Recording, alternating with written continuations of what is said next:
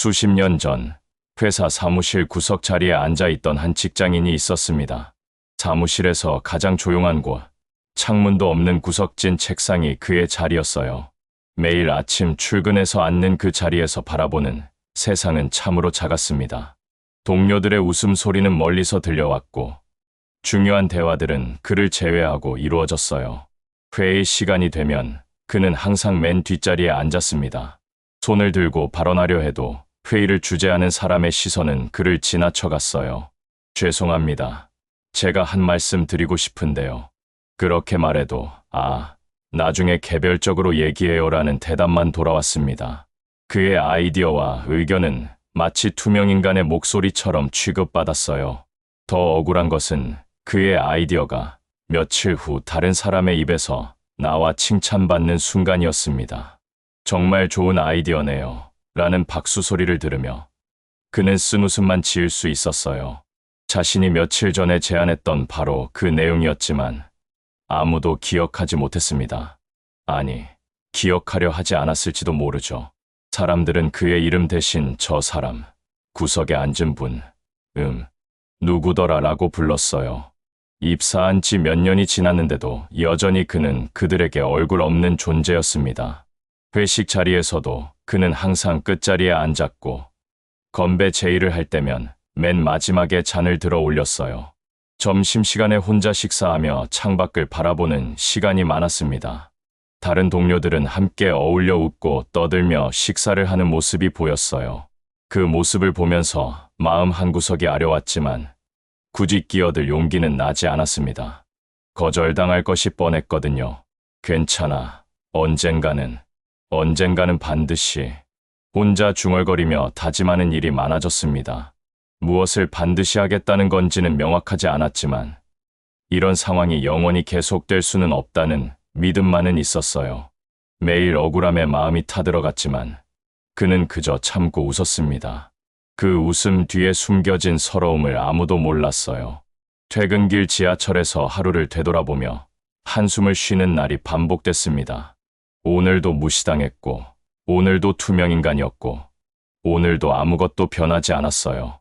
하지만 그는 포기하지 않았습니다. 마음 깊은 곳에서 무언가 꿈틀거리고 있었거든요. 그렇게 30여 년의 세월이 흘렀습니다. 어느새 그는 정년을 몇 년 앞둔 베테랑 직원이 되어 있었어요. 여전히 구석자리에 앉아 있었지만 이제는 그 자리가 익숙해져 버렸습니다. 젊은 후배들이 들어와도 그들 역시 그를 공기처럼 여겼어요. 세월은 흘렀지만 그의 위치는 변하지 않았습니다. 어느 봄날 오후 컴퓨터 모니터에 이메일 알림이 떴습니다. 제목을 보는 순간 그의 눈이 커졌어요. 조직 개편 및 인사 발령 안내라는 제목이었습니다. 이메일을 클릭해서 내용을 읽어보니 놀라운 소식이 적혀 있었어요. 예전에 자신을 무시하던 후배들이 이제 회사의 주요 보직을 맡게 된 것이었습니다. 김 대리가 이제 부장으로 승진하고 박 과장이 이사로 올라가는구나. 그는 모니터를 바라보며 중얼거렸어요. 그때 그를 무시하던 사람들이 이제 회사를 움직이는 핵심 인물들이 된 것이었습니다. 일반적이라면 절망스러운 상황이겠지만 묘하게도 그의 입가에 미소가 번졌어요. 그 순간 머릿속에서 무언가가 번개처럼 스쳐갔습니다. 지금이 바로 그때야. 30년 동안 쌓아온 경험과 노하우, 그리고 무시당하며 억눌렀던 감정들이 하나의 계획으로 모이기 시작했어요. 이것은 단순한 복수가 아니라 지혜와 연륜으로 보여주는 인생 역전의 순간이 될 것이었습니다. 퇴근 후 집에서 그는 오랫동안 생각에 잠겼습니다. 어떻게 하면 될까? 어떻게 하면 그들을 놀라게 할 수 있을까? 하지만 이번에는 분노나 원망이 아니었어요. 오히려 차분하고 치밀한 계산이 시작되고 있었습니다. 50년 인생을 살아오며 쌓은 모든 것을 동원할 때가 온 것이었어요. 복수라기보다는 인정받을 기회를 만드는 거야. 그는 책상 앞에 앉아 노트를 펼쳤습니다. 30년간 회사에서 보고, 듣고, 경험한 모든 것들이 머릿속에서 정리되기 시작했어요. 그동안 무시받으며 구석에서 지켜본 모든 순간들이 이제는 귀중한 정보가 되었습니다. 이제 시작이야. 진짜 내 모습을 보여줄 시간이 온 거야. 그날 밤, 그는 오랜만에 설렘을 느꼈습니다. 마치 어린아이가 새로운 장난감을 받은 것처럼 가슴이 두근거렸어요. 30년 동안 참았던 시간이 이제는 가장 큰 무기가 될 터였습니다. 계획을 세우기 시작한 그는 마치 탐정이 된 것처럼 세심하게 움직였습니다. 회사의 모든 시스템을 다시 한번 파악하기 시작했어요. 30년 동안 구석에 앉아서 지켜본 덕분에 누구보다도 회사에 숨겨진 문제점들을 잘 알고 있었습니다. 다른 사람들이 놓치고 있는 부분들까지 모두 말이죠. 점심시간마다 혼자 식사하던 습관은 이제 정보 수집의 시간이 되었습니다. 다른 테이블에 앉은 동료들의 대화를 귀 기울여 들었어요. 요즘 A 프로젝트 때문에 힘들어. B 부서에서 실수한 게 있대. C 팀장이 고민이 많다더라. 이런 소소한 이야기들이 모두 그에게는 소중한 정보였습니다. 집에 돌아와서는 회사에서 일어났던 일들을 꼼꼼히 기록했어요. 언제 누가 어떤 실수를 했는지, 어떤 프로젝트에서 문제가 생겼는지, 어떤 부분에서 개선이 필요한지를 노트에 적었습니다. 마치 30년간의 회사 역사를 정리하는 것 같았어요. 가장 중요한 건 과거에 자신이 제안했다가 무시당했던 아이디어들을 다시 정리하는 것이었습니다. 아, 이건 5년 전에 내가 말했던 건데 아무도 안 들었지. 이 문제는 10년 전부터 내가 지적했었는데 그런 것들을 하나하나 찾아서 문서화했어요. 지금 와서 보니 그때 그의 아이디어들이 얼마나 앞서 있었는지 알 수 있었습니다. 동료들에게는 여전히 친근하게 대했어요. 요즘 어떠세요? 프로젝트는 잘 진행되고 있나요? 평소보다 더 적극적으로 대화를 시도했습니다. 사람들은 오히려 그의 변화를 긍정적으로 받아들였어요. 요즘 적극적이시네요. 뭔가 달라진 것 같은데요. 하지만 그들은 그 뒤에 숨겨진 계획을 전혀 눈치채지 못했습니다. 후배들에게는 선배로서 조언을 건네기 시작했어요.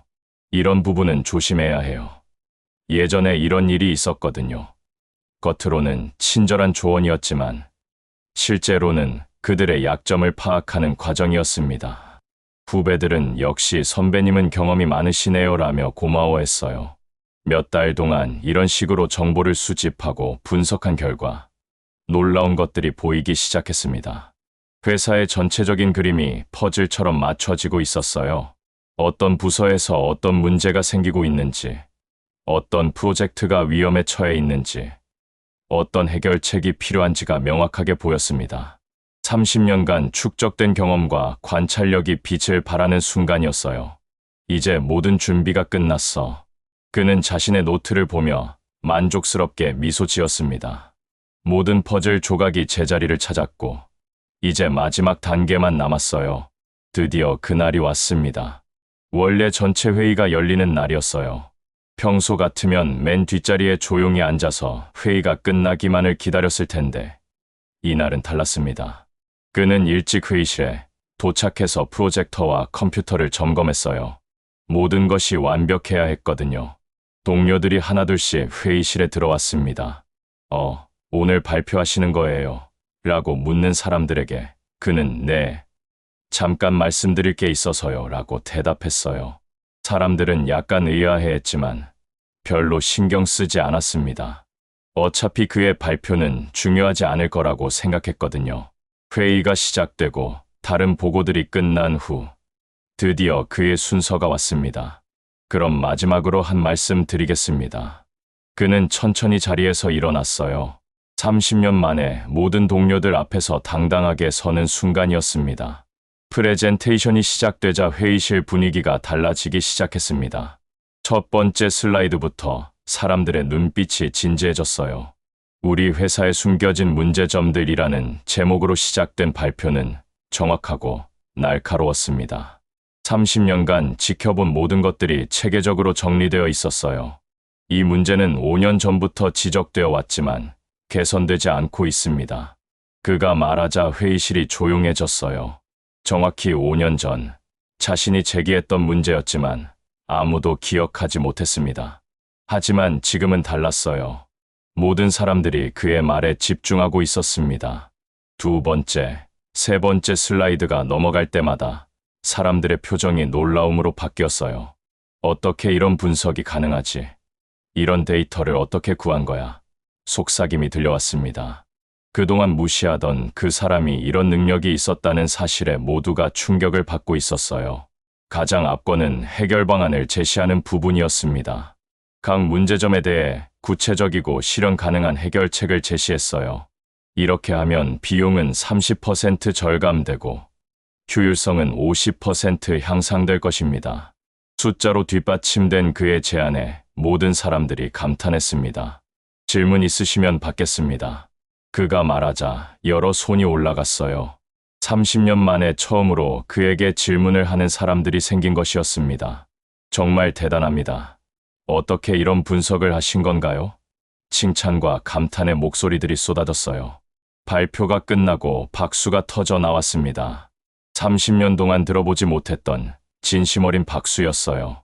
그 순간 그는 가슴 깊은 곳에서 뜨거운 것이 올라오는 것을 느꼈습니다.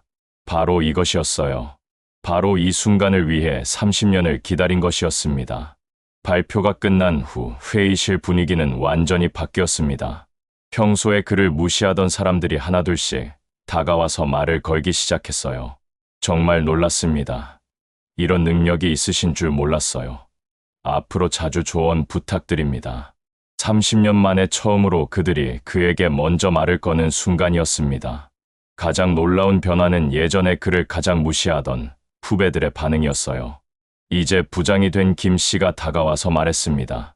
선배님, 정말 죄송합니다. 그동안 선배님의 능력을 제대로 알아보지 못했네요. 진심이 담긴 사과였어요. 그 말을 듣는 순간 오랫동안 쌓인 응어리가 눈 녹듯 사라지는 것을 느꼈습니다. 그 다음 주부터 그의 일상이 완전히 달라졌어요. 아침에 출근하면 여러 사람들이 인사를 건네고 점심시간에는 함께 식사하자는 제안이 쏟아졌습니다. 회의 때는 맨 앞자리에 앉게 되었고 중요한 결정을 할 때마다 그의 의견을 구하게 되었어요. 선배님은 어떻게 생각하세요? 라는 질문을 하루에도 몇 번씩 듣게 되었습니다. 더 놀라운 것은 젊은 후배들이 그에게 멘토링을 요청하기 시작한 것이었어요. 선배님, 어떻게 하면 이런 분석력을 기를 수 있나요? 30년 경험에서 나온 노하우를 좀 가르쳐 주세요. 그들의 눈빛에는 진정한 존경이 담겨 있었습니다. 회사 전체의 분위기도 바뀌었어요. 그의 제안들이 하나씩 실행되면서 실제로 효과가 나타나기 시작했습니다. 비용은 절감되고 효율성은 향상되었어요. 사장도 그를 따로 불러서 정말 고생 많았습니다. 앞으로도 계속 도움 부탁드립니다 라고 말했습니다. 하지만 가장 큰 변화는 그 자신이었어요. 30년 동안 움츠러들어 있던 어깨가 펴지고 목소리에 자신감이 생겼습니다. 거울을 보면 예전과는 다른 모습의 자신이 보였어요. 눈빛이 살아있고 표정이 밝아진 것을 느낄 수 있었습니다. 어느 날 후배 하나가 그에게 물었어요. 선배님, 어떻게 이런 일이 가능했어요? 마치 마법 같은데요? 그는 웃으며 대답했습니다. 마법이 아니라 인내야. 30년 동안 참고 기다리며 준비한 결과지. 그 말에 후배는 고개를 끄덕이며 감탄했어요. 복수라고 시작했지만 결국은 모두가 행복해지는 결과가 되었습니다. 회사는 더 나아졌고 동료들은 그를 존경하게 되었고 그 자신도 마침내 인정받는 기쁨을 느꼈어요. 이것이 진정한 복수였습니다. 미움이 아닌 사랑으로, 분노가 아닌 지혜로 이룬 아름다운 역전이었어요. 몇 년 후 드디어 정년 퇴임을 맞는 날이 왔습니다. 회사에서는 그를 위한 성대한 퇴임식을 준비했어요. 30년 전만 해도 상상할 수 없었던 일이었습니다. 그때는 아무도 그의 존재를 알아주지 않았는데 이제는 모든 사람들이 그의 퇴임을 아쉬워하고 있었어요. 퇴임사를 하는 순간 그는 감격스러웠습니다. 30년이라는 긴 시간 동안 이 회사와 함께할 수 있어서 행복했습니다. 진심이 담긴 그의 말에 모든 사람들이 박수를 쳤어요. 그 중에는 눈물을 흘리는 사람들도 있었습니다. 선배님이 없으면 우리 회사 어떡하죠? 정말 많이 배웠습니다. 가끔 회사에 놀러 오세요. 동료들의 아쉬워하는 목소리가 곳곳에서 들려왔어요. 30년 전 그를 무시하던 사람들이 이제는 진심으로 그의 퇴임을 아쉬워하고 있었습니다. 퇴임 후의 삶은 정말 자유로웠어요. 더 이상 아무도 그를 무시하지 않았고 더 이상 구석자리에 앉을 필요도 없었습니다. 오히려 많은 사람들이 그의 조언을 구하기 위해 찾아왔어요. 선배님의 지혜를 듣고 싶어서 왔습니다. 인생 선배로서 조언 좀 해주세요. 가끔 회사에 들르면 후배들이 반갑게 맞이해줬습니다. 선배님, 오랜만이에요. 요즘 어떻게 지내세요? 그들의 눈빛에는 여전히 존경이 담겨 있었어요. 그 모습을 보면서 그는 마음 깊이 만족감을 느꼈습니다. 집에서 그날의 프레젠테이션 파일을 다시 보곤 했어요. 그때 그 순간을 떠올리면 지금도 가슴이 뛰었습니다. 30년 동안 참고 견뎠던 시간, 무시당하며 억울해했던 순간들, 그리고 마침내 인정받은 그날의 기쁨까지. 모든 것이 인생의 소중한 자산이 되었어요. 결국 인생은 마라톤이구나. 그는 혼자 중얼거렸습니다. 빨리 달리는 것보다 꾸준히 달리는 것이 중요하고 지혜와 연륜이야말로 가장 강력한 무기라는 것을 깨달았어요.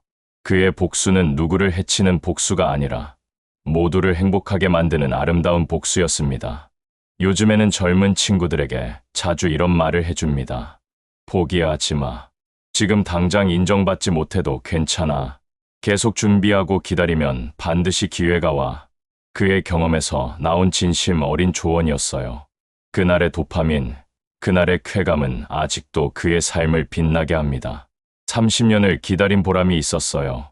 인생은 정말 끝까지 살아봐야 한다는 것을, 그리고 진정한 승리는 지혜와 인내에서 나온다는 것을 몸소 보여준 감동적인 이야기였습니다.